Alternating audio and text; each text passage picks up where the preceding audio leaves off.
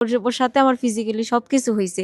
তো এখন যদি ও বিয়ে না করে আমি এই বাড়িতে আত্মহত্যা করে মরবো, আর দায় নিবো এই বাড়ির লোকেরা আর সিয়ামের আম্মুহেরা। সারা বাঁচবো না, ও আমার জীবন সব শেষ করে ফেলছে। ওর সাথে আমার ফিজিক্যালি সবকিছু হয়েছে।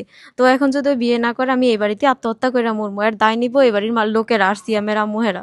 আমি জানি না, আমি ওরে ছাড়া বাঁচবো না, ওরে আমার বিয়ে করতেই হইব।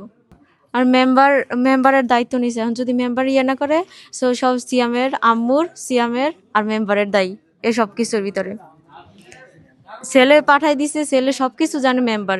ছেলে পাঠাই দিছে, ছেলের মারে পাঠাই দিছে মেম্বার। এখন মেম্বারই এগুলো শয়তানি করে ইচ্ছা করে এমন করে আনতেছে। এখনই তালা দেন, ঘর তালা দিয়ে বের হয়ে যান, এগুলো বলছে। বাড়িঘর তাড়াতাড়ি তালা দিয়ে এখনই চলে যান, এটা বলছে। আর আমারে বলছে তাড়াতাড়ি চলে যাইতে। উনি বলছে যে একটা বিষ খেয়ে বিষ নিয়ে বসে ছিল, ওইটাই কিছু হয় নাকি? আর তোরটা কি কিছু হইব নাকি? তুই এটি টাকা দিয়ে তোর এটা মুখ মারান চলবো, এটা কিছু হইব না। মানিক মিয়াজ মেম্বার বলছে। শুধু তিনজনই দায়, আর কেউ দায়ী না। একটা কথা মনে করছে, যেটা কইছে ঠিক আছে। এখন যেহেতু আমার বাড়ি এইটা, ঠিক আছে। এখন উনি চাচ্ছে যে একটা মানে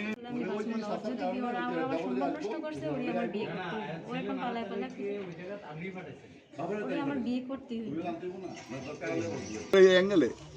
আর মেয়ের বাবার ছেলের মা যে মহিলাটা মহিলা একা, কোনো ছেলেও নাই, ছেলেও তো একটা ওইটাই। আর ছেলের বাবা থাকে বাইরে, চাষাও কেউ বাইতে নেই, এই বাড়িতে কোনো পুরুষ নেই, আপনি জানলে পাবেন। এখন মেয়ের ছেলেটা গার্জেন লাগবে না? গার্জেন সাহেব কোনো ফসল করা যাবে? বাপের বাড়ি হলো ইসলাম। আমি বলছি আমরা জানগা গিয়া আমরা বাপের বাড়ি থেকে আমরা বাইক যেন একজন নিয়ে আসেন।